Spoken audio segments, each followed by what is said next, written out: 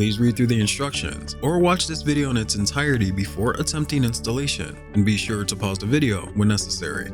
Always keep the SideKick pedestal washer right side up to avoid any damage to the unit. Make sure you have the following tools required before attempting installation. Remove tape and contents attached to the top of the SideKick. Remove the foam shipping block and be sure to save the block for later use in case the washer needs to be moved. Open the drawer. Remove the shipping pad. Take out the hoses and installation kit that comes with your SideKick washer and review its contents. Additional supplies needed for the SideKick installation are 2 long water hoses. From the smaller installation kit, remove the bag that contains the 5 screws. Rotate the top cover 180 degrees and use 4 of the small screws from the installation packet to mount the cover. Remove any remaining package material.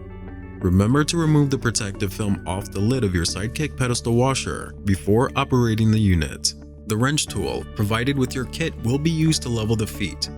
With someone to help, tilt the main washer machine as you fully retract and level all the feet. On top of the SideKick, at each corner are holes in which you will use to align the feet and set down your main washer machine. Do not install the SideKick under a dryer. With someone to help, lift the main washer machine above the SideKick and set the main washer on top as the feet rest into each corner of the SideKick. Now take the bag of 16 screws that came with your installation packet. Mount the main washer machine using all 16 screws, 4 on each side of the unit, using a Phillips screwdriver. Adjust the 4 main washer machine feet down about half a turn to tighten them against the pedestal for stability. Do not over-tighten the feet, as it could damage the brackets. Follow the same instructions to properly adjust the legs and lock nuts to level your SideKick pedestal washer. Inside the installation packet are 2 short hoses. Connect the 2 short hoses to the hot and cold water supply faucets.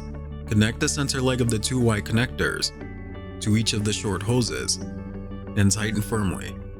Using hoses that you supplied, connect 1 hose to the hot water inlet valve and 1 hose on the cold water inlet valve on the upper back side of the main washer machine and tighten firmly. On the SideKick, use each remaining hose and connect 1 to the hot water inlet valve and tighten firmly. Then connect the last hose to the cold water inlet valve and tighten that firmly. Now connect the main washer machine's hot inlet hose to the hot water faucet's Y connector. Do the same for the main washer's cold inlet hose and connect it to the cold water faucet's Y connector and tighten both firmly. Now take the SideKick hot inlet hose and connect it to the hot water faucet's Y connector.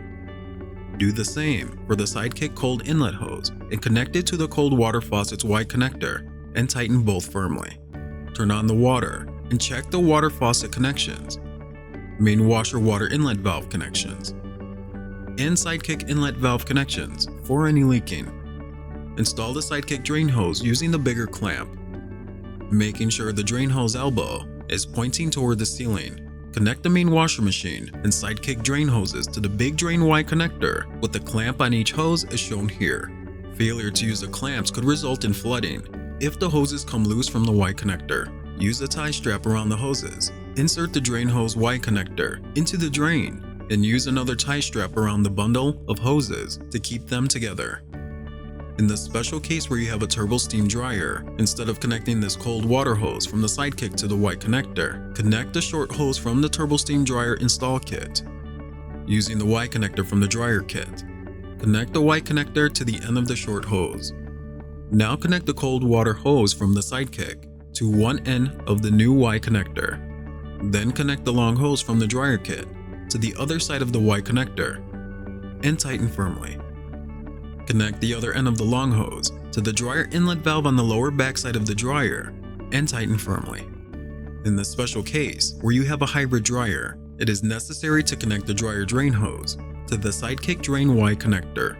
Measure 1 inch on the drain hose and mark it with a piece of tape to prevent inserting the hose too far into the drain Y connector. Insert the hybrid drain hose into the drain Y connector between the 2 washer drain hoses up to the tape mark. If inserted more than an inch, it will cause leaking at the drain Y connector. A newer version of this kit will include a drain Y connector with a 1-inch hose stopper built in to prevent the hose from being inserted too far. Use a tie strap around the hoses to keep them together. Insert the drain Y connector into the drain. Use another tie strap around the bundle of hoses to keep them together. Once finished, plug in your units, and you are now ready to do laundry using your twin wash system.